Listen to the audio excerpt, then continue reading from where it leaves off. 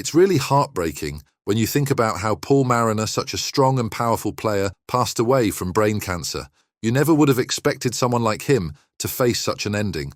It's one of those stories that truly hits hard.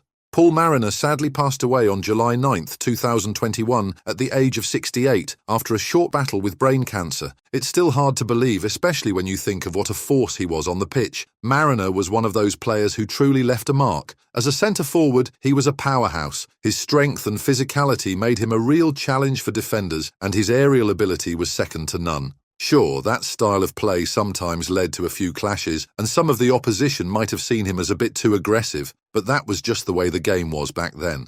There are moments in Mariner's career that will always stand out. Take that crucial match against Hungary in the 1982 World Cup qualifiers, for example. He scored the only goal in a 1-0 win that secured England's spot in the tournament. The goal itself might not have been the most elegant. It came from a bit of a stumble, and the ball ended up deflecting off his shin into the net. Not exactly a textbook finish, but it was a goal that carried so much weight. Some people might say it wasn't the most glamorous way to score a game-changing goal, but when you think about the significance of it, that goal will forever be remembered. Mariner's journey in football was full of unforgettable moments. He started his career in humble surroundings, playing as an amateur for non-league club Chorley, which was close to his roots in Lancashire. It was here that Mariner's powerful style as a centre-forward caught the attention of Plymouth Argyle, a team that saw his potential early on. He signed with them in 1973, and from there, he began to make his name in the football world. At Plymouth, Mariner quickly became a key player, finding the back of the net regularly. He scored 56 goals in 135 appearances for the Devon club, a record that turned heads. His performance didn't go unnoticed by the higher-ups in the game, including Bobby Robson, who was following Mariner's progress closely. Robson saw something special in him, and in 1976 he brought him to Ipswich Town for a then-club record fee of £220,000. As part of the deal, John Pedalty and Terry Austin moved in the opposite direction. Mariner could have joined other clubs like West Bromwich Albion or West Ham United, but he chose Ipswich, a decision that would turn out to be pivotal in his career. When Mariner first arrived at Ipswich, he quickly settled into the team. He played as the classic number 9, a forward who could take a hit and dish one out while scoring goals. People sometimes thought of him as just a target man type of centre-forward, but Mariner had so much more to offer. He wasn't just about heading long balls into the net, he had the skill to create his own chances, dribbling and scoring with his feet, proving his versatility as a striker. Within just 6 months of joining Ipswich, Mariner's rise was unstoppable. He made his debut for England as a substitute in a 5-0 win over Luxembourg at Wembley. His performance was solid, and he even started the following game against Northern Ireland in the British Home Championship at Windsor Park in Belfast. Although he didn't score in those matches, his presence was felt, and he quickly made a name for himself in the international scene. At Ipswich, the team was performing well, finishing 3rd in the First Division, and Mariner was a major part of that success, contributing 10 goals from 28 appearances. Mariner's 3rd cap for England came in the return World Cup qualifier in Luxembourg, and this time he made sure to make an impact. He scored a last-minute goal in a 2-0 win, solidifying his place in the national team. By now, Mariner had become a regular fixture in the England squad, and it was clear that he was Robson's go-to choice. Despite a slightly mixed season at club level, where Ipswich finished 18th in the First Division, they had a great FA Cup run, making it to the final and famously beating Arsenal 1-0. Mariner didn't score in the final, but he had a chance that hit the goal frame, another reminder of how close he came to making history. In 1979, Mariner had his most productive season at Ipswich, scoring 13 goals in 33 matches. But oddly enough, England coach Bobby Robson didn't select him for international duty that year. It wasn't until 1980 that Mariner earned his 6th England cap, almost 2 years after his previous one. He scored England's only goal in a surprising 4-1 loss to Wales at Wrexham, a sign that he was back on the radar. He continued to impress, even scoring in a 2-1 win over Australia in Sydney, which was the final match before England headed into the 1980 European Championships. Although Mariner didn't play in the first match against Belgium in Turin, he came on as a substitute in the next 2 games, against Italy and Spain. England had a tough time, and despite Mariner's efforts, they were eliminated from the tournament. At the club level, however, Mariner was in top form, continuing to score for Ipswich, and in the 1981 season, he was a key player as they challenged for 3 trophies. Despite missing out on the First Division title to Aston Villa and being knocked out of the FA Cup by Manchester City, Ipswich triumphed in the UEFA Cup. Mariner played a huge role in Ipswich's success in Europe, scoring twice in the quarter-finals against Saint Etienne and adding another in the second leg to seal the deal. They went on to win the UEFA Cup 5-4 on aggregate, and Mariner's goal-scoring heroics in Europe became one of the defining chapters of his career. Back with England, Mariner continued to play a key role in the World Cup qualification campaign. Despite a tough start with a 2-1 defeat to Romania in Bucharest, he scored in a crucial 2-1 win against Switzerland, helping England secure their spot in the 1982 World Cup. Injuries started to take their toll on Mariner as the years went on. Achilles tendon problems limited his appearances, but he still managed to score 8 times in 25 games for Ipswich. By the time the 1982 World Cup came around, Mariner was fit again and ready to make an impact. In the opening game against France, England went 2-1 up, with Brian Robson scoring twice. Mariner sealed the victory with a powerful volley, giving England a 3-1 win. It was his 11th international goal, an impressive tally that showed just how reliable he was for his country.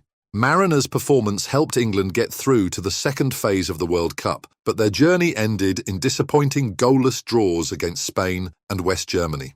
The 1980s marked a new phase in Mariner's career. England's qualification campaign for the 1984 European Championship began, but Mariner's international appearances started to dwindle as younger talent emerged. He still scored consistently for Ipswich, but the team's once youthful vibrancy began to fade as they faced a period of transition. In 1984, Mariner made his move to Arsenal for £150,000, a transfer that marked the end of an era at Ipswich. Despite being in his 30s, Mariner made an impact at Arsenal, scoring 7 goals in the final 15 games of the 1983-84 season, helping them secure a solid finish in the league. At Arsenal, Mariner continued to be a reliable player, but as new stars like Mark Haitley, Gary Lineker, and Peter Beardsley emerged for England, Mariner's place in the squad became more uncertain. Mariner made 2 more appearances for England, but his time on the international stage was coming to an end. In the 1984-85 season, his playing time at Arsenal was limited due to injuries, and he only made 9 appearances. By 1986, Mariner's time at Arsenal was coming to a close. New manager George Graham decided to release him on a free transfer, marking the end of his top-flight career in England. After leaving Arsenal, Mariner moved to Portsmouth, where he played for 2 seasons before heading to the United States to play for the Albany Capitals in the American Soccer League. He enjoyed a successful run in the US, being named to the league's best at Cowell in 1990 and continuing his impressive form. Mariner also served as an assistant coach during his time with Albany and was offered the head coach position in 1992. However, when he heard rumors that the team was about to collapse, he left to join the San Francisco Bay Blackhawks as a player assistant coach. Later in the 1990s, Mariner played for Naxar Lions in Malta and had a brief spell with Byham's Dairy, a Sunday League team in Suffolk. By the end of his playing career, Mariner had cemented his place as one of the most influential strikers of his generation, known for his strength, skill, and dedication to the game. After retiring from playing, Paul Mariner didn't stray too far from the game he loved. Like many ex-players, he stayed involved in football, using his knowledge and experience to contribute in new ways. His first step into post-playing life was as a football pundit on BBC Radio Lancashire, where he became a regular voice on their Friday night non-league hour. This was a great opportunity for Mariner to still be part of the football world, offering insights and analysis on games and the state of football, particularly focusing on the non-league scene. But Mariner wasn't just content with being behind a microphone. He wanted to help young players build careers of their own. So, he set up a management company dedicated to footballers, guiding the next generation as they navigated the tough and unpredictable world of football. His passion for the game was clear, and he saw the potential in coaching as well. Mariner spent some time back in England, where he took on a coaching role at Bolton School. It was a chance to pass on his wealth of experience to young, budding footballers, helping them develop their skills on and off the field. However, Mariner's time at Bolton was short-lived, and soon he was back in the United States, where he had enjoyed a successful spell during his playing days. He started coaching youth football at SC Del Sol in Phoenix, Arizona, continuing his work to develop future football talent. His ability to motivate and teach the next generation didn't go unnoticed, and in 2003 he found himself at Harvard University, where he was brought in as an assistant coach for the men's soccer team.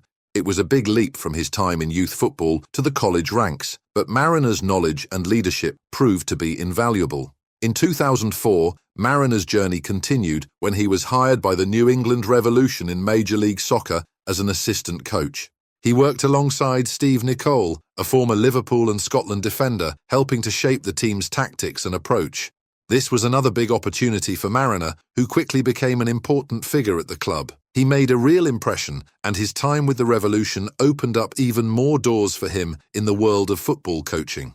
Then, as the 2009 season approached, there was a big turning point. Marina was interviewed for the head coach role with Seattle Sounders FC, one of the expansion sides entering Major League Soccer for the first time. Although he didn't get the job, it was clear that Marina had a promising future in coaching. Shortly after, he was linked with a return to Plymouth Argyle, the club where he had played for several years. At the time, Plymouth was struggling, and speculation around Marina's return grew stronger, especially when he visited the club to promote Plymouth's bid for the 2018 World Cup. On October 18, 2009, the big announcement came. Marina was named the new head coach of Plymouth Argyle. He had replaced Paul Sturrock, whose poor run of results had left the team at the bottom of the championship. Unfortunately, Marina wasn't able to pull the team out of its slump, and they were relegated from the championship after a 6-year stay. Despite this setback, Marina's time at the club was seen as a valuable learning experience. However, just a few months later, in May 2010, Plymouth decided to search for a new manager, and Marina's tenure ended, but his connection to the club remained strong. Marina's time in Plymouth was a bittersweet chapter in his coaching career, but it didn't stop him from moving forward. He stayed involved in the football world, looking for new opportunities. By January 2011, Marina's next step came when he was named Director of Player Development for Toronto FC, a Canadian team in Major League Soccer. He worked closely with the head coach, Aaron Winter, as they sought to improve the club's squad and overall development. Unfortunately, Winter's tenure ended, and Marina was appointed as the head coach in June 2012. He was given a difficult task. Toronto was struggling, having lost their first 9 games of the season. Despite a rocky start, Marina managed to get his first win as manager with a 3-0 away victory against Montreal Impact. It was a bright moment in a challenging season, but despite some brief improvements, Toronto's form dipped again, and Marina was dismissed in January 2013 after a tough run of results. Following his time in Toronto, Marina continued to make an impact on the game as a broadcaster. He returned to the New England Revolution as a color commentator, providing his expert analysis for the team's radio and television broadcasts. And that wraps up today's video. If you enjoyed it, don't forget to hit that like button and subscribe so you never miss an update. Thanks for watching, and we'll see you next time.